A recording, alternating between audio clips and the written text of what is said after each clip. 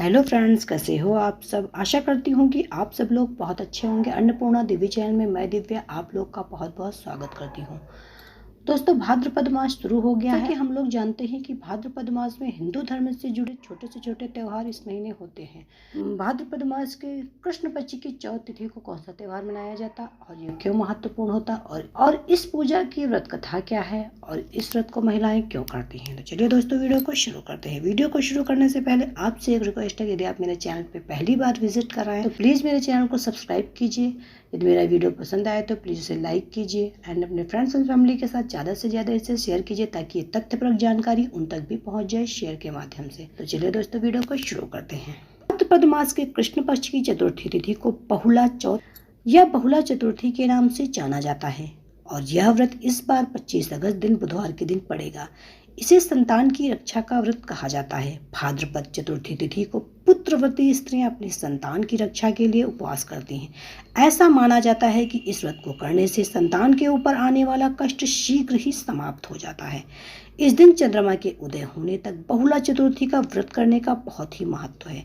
वस्तुतः इस व्रत में मिट्टी के गौ तथा सिंह की प्रतिमा बनाकर पूजा करने का विधान है। इस व्रत को गौ पूजा व्रत भी कहा जाता है। जिस प्रकार गौ माता अपना दूध पिलाकर अपनी संतान के साथ साथ संपूर्ण मानव जात की रक्षा करती हैं, उसी प्रकार स्त्रियां अपनी संतान को दूध पिलाकर रक्षा करती हैं। यह व्रत ने संतान को संतान तथा संतान को मान सम्मान एवं ऐश्वर्य प्रदान करने वाला है। तो चलिए दोस्तों, जाने बहुला चतुर्थी के दिन पूजा कैसे करें। तो इस दिन प्रातः काल स्नान आदि से निवृत्त होकर शुद्ध होकर नए कपड़े पहनकर या फिर शुद्ध धुले वस्त्र पहनने चाहिए। इस दिन पूरे दिन उपवास रखने के बाद संध्या के समय गणेश, गौरी, योगेश्वर, श्री कृष्ण, गौ माता का विधिवत पूजन करना चाहिए।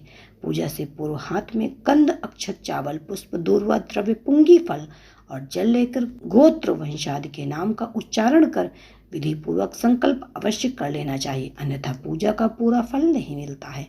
स्थान विशेष के अनुसार विधि विधान में अंतर हो सकता है। दोस्तों, स्थान के अनुसार, क्षेत्र के अनुसार कहीं कहीं पे पूजा करने का ढंग अलग हो सकता है। कहीं किसी तरह की पूजा होती है, कहीं किसी तरह के, थोड़ा सा पूजा में अंतर हो सकता है। तो आप अपने बड़ों के बताए अनुसार या आपके क्षेत्र में जैसा होता हो, आपके गांव में जैसा होता है, उसी विधि के अनुसार इस पूजा को करें। कई स्थानों में दूध, सुपारी, गंध तथा अक्षत चावल से भगवान श्री गणेश और चतुर्थी तिथि को अर्घ्य दिया जाता है। रात्रि में चंद्रमा के उदय होने पर अर्घ्य दिया जाता है। पूजा के समय इस दिन कुल्हड़ पर पापड़ी आदि रखकर भोग लगाकर पूजन के बाद ब्राह्मण को भोजन कराकर उसी प्रसाद में से स्वयं भी भोजन करना चाहिए। बहुला चतुर्थी व्रत की कथा अवश्य पढ़नी या सुननी चाहिए। कथा सुनने के बाद ब्राह्मणों को भोजन कराना चाहिए तथा उसके बाद स्वयं भी भोजन करना चाहिए। बहुला चतुर्थी का व्रत करने से व्यक्ति को सभी मनोकामनाएं पूरी हो जाती हैं। यह व्रत निसंतान को संतान का सुख देता है। इस व्रत को करने से धन धान की वृद्धि होती है। व्रत करने से व्यवहारिक तथा मानसिक जीवन से संबंधित सभी संकट दूर हो जाते हैं। व्रती स्त्री को पुत्र, धन, सौभाग्य की प्राप्ति होती है। संतान के ऊपर आने वाले कष्ट दूर हो जाते हैं। बहुला चतुर्थी व्रत करने से व्यक्ति की सभी मनोकामनाएं पूरी हो जाती हैं।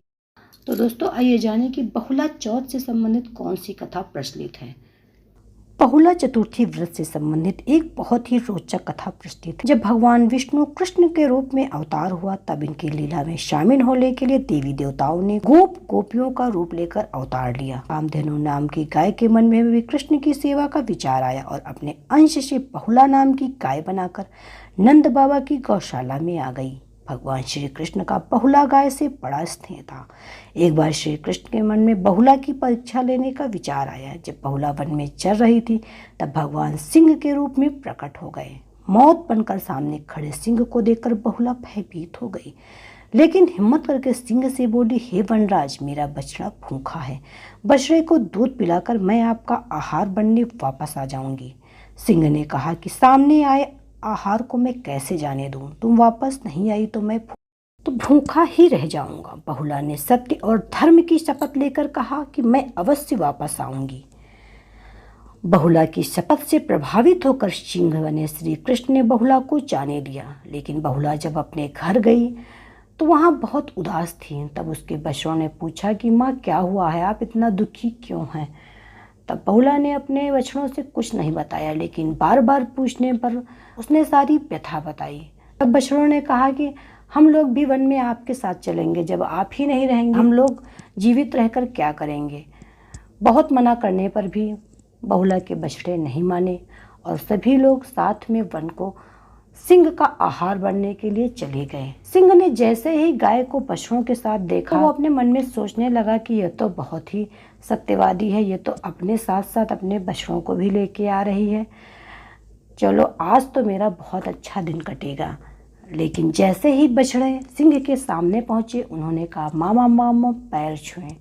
इतना सुन के ही सिंह के मन में प्यार उमड़ आया कि अरे इसने तो मुझे अपना मामा बना लिया, और मामा बनने से ये तो मेरे भांजे हो गए। और सिंह का मन बदल गया और कहा कि बहुला तुम तो मेरी बहन बन गई और मैं तुम्हारा आहार कैसे कर सकता हूँ। बहुला की सत्यनिष्ठा देखकर श्री कृष्ण अत्यंत प्रसन्न हुए और अपने वास्तविक स्वरूप में आकर कहा कि हे बहुला, तुम परीक्षा में सफल हुई। अब से भाद्रपद चतुर्थी के दिन गौ माता के रूप में तुम्हारी पूजा होगी। तुम्हारी पूजा करने वाले को धन और संतान का सुख मिलेगा। तो दोस्तों, उम्मीद करती हूँ कि आपको ये वीडियो पसंद आया होगा, मेरी कहानी अच्छी लगी होगी। मेरी कहानी अच्छी लगी हो तो प्लीज़ मेरी वीडियो को लाइक करें। यदि मेरे चैनल पे आप पहली बार विजिट कर रहे हैं तो प्लीज़ मेरे चैनल को सब्सक्राइब कीजिए और अपने फ्रेंड्स एंड फैमिली के साथ ज़्यादा से ज़्यादा इस कहानी को शेयर कीजिए, ताकि ये तथ्यपरक जानकारी उन तक भी पहुंच जाए शेयर के माध्यम से। तो अगले वीडियो में हम आपको हर्षद की कथा के बारे में बताएंगे। मिलते हैं नेक्स्ट वीडियो में तो कुछ नया लेके, तब तक के लिए bye bye. Subscribe now and press the bell icon. Never miss an update.